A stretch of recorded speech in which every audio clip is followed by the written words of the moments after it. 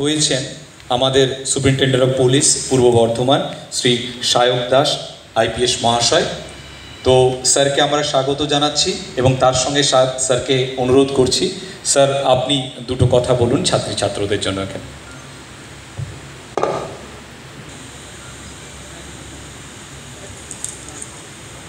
মাননীয় ডিএম পূর্ব বর্ধমান শ্রী আয়েশা নোট কিছু তৈরি করে আনিনি, তো একটু হ্যাফাজার্ড হবে। তো তোমাদের জন্য বলছি, তোমরা বয়স অনেকটা ছোটো, আমার বাড়ি ব্যারাকপুরে। তো আমরা যখন প্রিপেয়ার করতাম সিভিল সার্ভিস দেবো ভেবেছিলাম, তখন খুব একটা কিন্তু রাজ্য স্তরে ফেসিলিটিস ছিল না। তো আমি নিজে যেমন দিল্লিতে গিয়ে কোচিং নিয়েছি, ওখানে প্রিপেয়ার করেছি এবং তারপর সিভিল সার্ভিস ক্লিয়ার করে চাকরি পেয়েছি। কিন্তু তারপর কিন্তু যখন স্টেটে ফিরে এলাম, যখন জয়েন করলাম, তখন কিন্তু দেখলাম অলরেডি আমাদের রাজ্য স্তরে রাজ্য সরকারের তত্ত্বাবধানে কিন্তু কোচিং ফেসিলিটিস চালু হয়েছে। ম্যাডাম যেটা বললেন এসএন টেগর, সত্যেন্দ্রনাথ সিএস, তখন আইএস ছিল না, তখন ইন্ডিয়ান সিভিল সার্ভিস ছিল। তো প্রথম ভারতীয় যিনি এই পরীক্ষায় উত্তীর্ণ হয়েছিলেন তিনি কিন্তু একজন বাঙালি। এবং একটা স্বাধীনতার পরেও যদি প্রথম আমরা ধরি ইলেকশন কমিশনার, উনিও একজন বাঙালি সিভিল সার্ভেন্ট। তো একটা সময় অবধি পশ্চিমবঙ্গ থেকে এই পরীক্ষায়, সর্বভারতীয় পরীক্ষায় আইএস, আইপিএস এবং অন্যান্য আরও যে গ্রুপ এ চাকরিগুলোতে রয়েছে, সেখানে কিন্তু বাঙালি পরীক্ষার্থীর একটা সাফল্যের যে খতিয়ান, সেটা ছিল নজর কাড়া। তার পরবর্তী সময়ে কিছু দশক ধরে সেই পরিসংখ্যানটা অত নজর কাড়া ছিল না, কিন্তু বিগত কয়েক বছর ধরে আমি যে বছর পাই সে বছর আমরা 4 জন এই স্টেট থেকে বাঙালি যারা আমরা আইপিএসে পেয়েছিলাম। এবং আমরা যখন জয়েন করলাম তখন কিন্তু ডিপার্টমেন্ট থেকেও বলা হলো যে অনেক বছর বাদে তারা একসাথে 4 জন বাঙালি আইপিএস অফিসারকে দেখছে একই ব্যাচে তারা ট্রেনিং করে জয়েন করেছে। তো সেটা যেমন একদিকে আমাদের ভালোও লাগলো, তেমনি আরেকদিকে একটু মনের মধ্যে এটাও লাগলো যে কেন এখান থেকে পাওয়া যায় না, কেন এখান থেকে পাচ্ছে না। মেধার তো কোনো কম আছে, এই অ্যালিগেশনটাকেও বাংলার প্রতি কখনো দেয়নি যে বাঙালির মেধা নেই, তাহলে আমরা কেন পাচ্ছি না বা আমাদের কেন। তো এইটা আমি খানিকটা বুঝেছিলাম দিল্লিতে গিয়ে, যে এই পরীক্ষাটা হচ্ছে এটা লেগে থাকার মতো ব্যাপার। এটা একটা ম্যারাথন দৌড়, এটা 100 মিটার বা 200 মিটারের দৌড় না যে আমি একদম খুব জোরে শুরু করলাম, খুব তাড়াহুড়ো করে একদম পৌঁছাতে হবে। এটা একটা ম্যারাথন রেসের মতো। আমাকে তার জন্য অনেক দিন ধরে অনুশীলন করতে হবে, অনেক কঠোরভাবে পরিশ্রম করে সেই টেনাসিটিটা রাখতে হবে, সেই ডিসিপ্লিনটা রাখতে হবে, যেটা দিয়ে এই পরীক্ষাটা 3টে স্তর, যেটা প্রিলিমস, মেন্স এবং ইন্টারভিউ না বলে এটাকে পার্সোনালিটি টেস্ট বলাই ভালো। এই 3টে ধাপে এটাকে অতিক্রম করার জন্য সেই আমাদের যে লেগে থাকার যে ব্যাপারটা, সেই মানসিকতাটা থাকতে হবে। আমি যখন প্রথমবার পরীক্ষা দিয়ে আমি ইন্টারভিউ অবধি গেছিলাম, ইন্টারভিউ খুব ভালো মার্কস পেয়েছিলাম, বাট রিটেনের মার্কসটা কম হয়, আমি কিন্তু কোনো সার্ভিস পাইনি। বাট ওইটা থেকে আমি ধরে নিতাম তাহলে এই পরীক্ষাটা কোনো দিনই আমি ক্লিয়ার করতে পারবো না, তাহলে আমার জার্নিটা ওখানেই শেষ হয়ে যেত। কিন্তু আমার মনে কখনো সেটা রাখিনি যে ফেলিওর আসবে, জানতাম, বাট ফেলিওরটাকে ওভারকাম করে একদিন না একদিন সাফল্য পাওয়া যাবে, এই বিশ্বাসটা আমার মধ্যে ছিল, বা পরীক্ষা যারা যারা ক্লিয়ার করে তাদের সবার মধ্যে থাকে। তো আমি সবার আগে তোমাদের এইটুকু বলবো যে নিজের মধ্যে আগে বিশ্বাসটা থাকতে হবে যে এই পরীক্ষাটা আমরা ক্লিয়ার করতে পারি।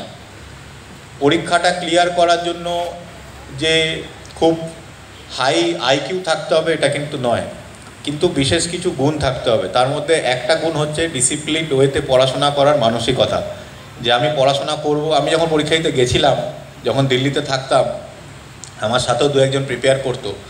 তো তাদের বাড়িতে তাদের শুধু বাবা মা জানতো যে তারা এই পরীক্ষাটা দিতে এসছে, তাদের আত্মীয় স্বজনকে জানাতো না। আমি জিজ্ঞেস করলাম কেন জানাতো না, তো বলতে না এই পরীক্ষাটা তো পাওয়া যায় না, তাই যখন পাবো না, যখন 2-3 বছর বাদে না পেয়ে ফিরে যাব, তখন আত্মীয় স্বজন পাড়া প্রতিবেশী একটু কীরকম বলবে, আরে বেকার সময় নষ্ট করে এলি, অন্য জায়গায় কোনো চাকরি পেয়ে যেতে পারতিস, অন্য কিছু একটা করে নিতে পারতিস, হ্যাঁ বেকার 3-4 বছর 5 বছর নিজের জীবনের সময় নষ্ট করলে। এই যে একটা লজ্জাবোধ, এই যে একটা অনিশ্চয়তা, এটা কিন্তু ওদের মনের মধ্যে ছিল, ওরা পায়নি পরীক্ষাটা।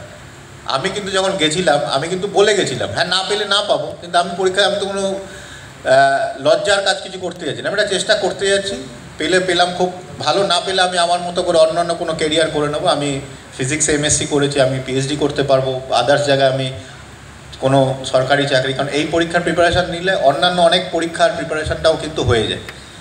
তাই এইটা যখন যাবে, কোনো এই পরীক্ষার প্রিপারেশান নিতে যাবে, 2-3টে জিনিস আমার মনে হয় এখন তোমরা করতে পারলে খুব ভালো হয়। তোমরা যে নিজেদের মধ্যে একটা ছোট গ্রুপ রাখো, স্টাডি গ্রুপ, সেটা 3 জন 4 জন 5 জনের একটা হতে পারে, যারা নিজেদেরকে সাহায্য করবে। এইটা আমি অন্যান্য স্টেটে যারা পরীক্ষা দিতে আসে, সেটা বিহার থেকে হোক, রাজস্থান থেকে হোক, তামিলনাড়ু থেকে হোক, আমি দেখেছি প্রত্যেকটা স্টাডি গ্রুপ মেনটেন করে। যে এ হয়তো হিস্ট্রির নোটসটা ভালো বানাতে পারে, ও হয়তো ইকোনমিক্সের নোটসটা ভালো বানাতে পারে, ও হয়তো কারেন্ট অ্যাফেয়ার্সটা পেপার থেকে পড়ে ভালো নোটস বানাতে পারে। তো এই যে একটা টিম ওয়ার্কে করছে, তাতে ডিভিশন অফ লেবারটা হচ্ছে। একটা হিউজ সিলেবাস, ভাস্ট সিলেবাস। ইউপিএসসিতে যারা পায় আর যারা পায় না, তাদের দুজনের মধ্যে এরকম নেই কি যারা পায়নি তারা কিছু পড়াশোনা করেনি। তারা হয়তো যারা পেয়েছে তাদের চেয়ে বেশি পড়াশোনা করেছে, বাট হয়তো যেই জিনিসগুলো পড়েছে সেই জিনিসগুলো সেইভাবে রেলিভেন্ট ছিল না। তাই এই ক্ষেত্রে কি পড়তে হবে, কিভাবে পড়তে হবে, আর যেটা বললাম একটা স্টাডি গ্রুপ তৈরি করে পড়াশোনা করা, এই জিনিসটা কিন্তু আমার মনে হয় যে আমরা যারা মধ্যবিত্ত, নিম্ন মধ্যবিত্ত পরিবার থেকে আসছি, সেটার ক্ষেত্রে খুব গুরুত্বপূর্ণ। আর যেটা বললাম অলরেডি রাজ্য সরকারের তত্ত্বাবধানে যে কোচিং সার্ভিস আমাদের সল্টলেকে শুরু হয়েছে, বর্ধমান ইউনিভার্সিটিতেও তার সেন্টার আছে।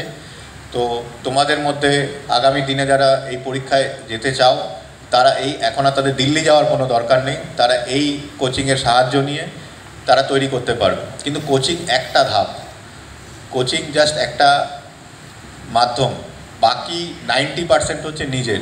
আমি নিজে কতটা এফর্ট দেব, আমি নিজে কতটা সৎভাবে এই পরীক্ষাটার জন্য প্রচেষ্টা করব, কতটা ডেডিকেটেড থাকব, এবং আমি নিজেকে ভালোভাবে জানবো যে আমার কতটা ক্যাপাসিটি রয়েছে এবং সেই ক্যাপাসিটি আমি কতটা রিচ করতে পারব। এই অনেস্টিটা না থাকলে কিন্তু এই পরীক্ষাটা যত খুশি কোচিং, যত খুশি বইপত্র পাঠিয়ে দেওয়া হোক না কেন, যতই দিল্লির নোট আসুক, যা খুশি আসুক, যদি নিজের প্রতি অনেস্টিটা না থাকে, তাহলে কিন্তু এই পরীক্ষাটা ক্লিয়ার হবে না। এটা কিন্তু আগে থাকতেই বলে রাখা যায়। পরীক্ষাটা মেধার নয়, মেধার ডেফিনেটলি একটা পার্ট, কিন্তু মেধার অনেকগুলো ভাগ আছে।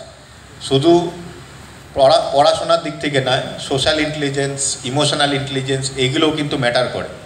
যে পড়তে পড়তে যখন মাঝে মাঝেই ডাউট আসবে, আমি পারবো তো, পড়তে পড়তে অনেক সময় ও তো অনেক বেটার করেছে, আগেরবার আমার প্রিলিমসটাই হলো না, ওর তো একদম মেন্সেও খুব ভালো মার্কস পেয়েছিল, আমি বোধহয় পারবো না। এই যে ডাউটগুলো আসবে, এই জার্নিটা লং জার্নি, আমি যেটা বললাম ম্যারাথন দৌড়ের মতো, এই জার্নির সময় কিন্তু এই কোশ্চেনগুলো আসবে, আসাটা অস্বাভাবিক নয়। কিন্তু এটা অতিক্রম করে গিয়ে যখন কেউ যাবে, তারপরে কিন্তু সে সাফল্যের জায়গায় পৌঁছাবে। আর সাফল্য শুধুমাত্র সিভিল সার্ভিস পরীক্ষাটা ক্লিয়ার করে হয় না, চাকরিটা ঢোকার পর কিন্তু এই পরীক্ষাটা কন্টিনিউ থাকে। আমি অ্যাজ এ প্রশাসক, আমি যেই চাকরিতেই ঢুকি না কেন, কিভাবে আমি সমাজ, রাজ্য এবং দেশের কাজ করছি, সেটাও কিন্তু আগামী দিনে একটা পরীক্ষা।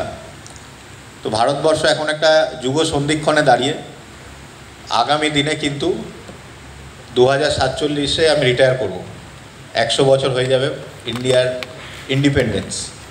যেটুকুনি প্রজেকশান আছে, তখন আমরা অ্যাটলিস্ট ডেভেলপড কান্ট্রিতে না পৌঁছাতে পারলেও আমরা একটা ডেভেলপিং আর ডেভেলপের মাঝামাঝি জায়গায় ডেফিনেটলি ভারতবর্ষ পৌঁছাবে বলেই সমস্ত সমীক্ষা বলছে। তো তখনকার দিনে তোমরা যারা প্রশাসনে জয়েন করবে, তোমাদের দায়িত্ববোধ, তোমাদের দায়িত্ব অনেক বেশি থাকবে। Bureaucracy is not about power, bureaucracy is about responsibility. তো এই দায়িত্ব যারা নিতে চাও, তাদের জন্য কিন্তু সিভিল সার্ভিস একটা দারুণ একটা মাধ্যম হতে পারে, যেখান দিয়ে তোমরা তোমাদের আশেপাশের সমাজের, তোমাদের গ্রাম, শহর, জেলা, রাজ্য এবং দেশের বাইরেও যে নিজের অবদান রাখা, সেটা কিন্তু মধ্যবিত্ত, নিম্ন মধ্যবিত্ত সমাজের জন্য এই একটা মাত্র মাধ্যম যেটা খুলে দিতে পারে এই দরজাটা। এবং দেশের জন্য কাজ করতে গেলে যেটা বলা হয় বারবার, civil service is not a job, এটা একটা চাকরি নয়। যে অনেকে আমাকে আমার ফোন করে, রোববার ছুটি কিনা, দুর্গা পুজোয় ছুটি কিনা, শনিবার ছুটি কিনা। ওই ছুটি ওই ব্যাপারটা ধরে এই চাকরিতে আসলে কিন্তু একটু ডিমোটিভেটেড হবে, যে বিকেল 5টার পর কেউ ফোন করবে না, শনিবার দিন কেউ বিরক্ত করবে না, বছরে 2বার দীঘা পুরী যাব, এই মানসিকতা থাকলে এই চাকরিটা কিন্তু একটু অ্যাডজাস্ট হতে একটু অসুবিধা হবে। কারণ এটাই যেটা থাকবে, প্রশাসনের বিভিন্ন গুরুত্বপূর্ণ পদে যখন থাকবে তখন দেখা যাবে যে তোমার বদলি কেউ নেই ওই জায়গাটায়, তোমাকেই ডেলিভারটা করতে হবে এবং পুরো প্রশাসনের যে ডেলিভারি সিস্টেমটা যেটা আছে সেটা তোমাকে কেন্দ্র করে চলছে। তো সেই বোধটুকু, সেই দায়িত্ব নেওয়ার ইচ্ছাটুকু থাকলে তবে কিন্তু এই জীবিকাটা আসা উচিত বলে আমি মনে করি। যদি মনে হয় একটা নর্মাল কর্পোরেট লাইফে তার অনেক হয়তো স্যালারি বেশি, তার অনেক ফেসিলিটিস আদার্স রয়েছে, অনেক দায়িত্ববোধটা একটা লিমিটেড, সেটার একটা আলাদা আমি কোনো জব কম বেশি ছোট বড় উঁচু নিচু নয়, প্রত্যেকের একটা আলাদা। কিন্তু সিভিল সার্ভিসের ক্ষেত্রে এই মানসিকতাটা থাকাটা খুব জরুরি, যে আমি যাচ্ছি, আমি একটা চাকরি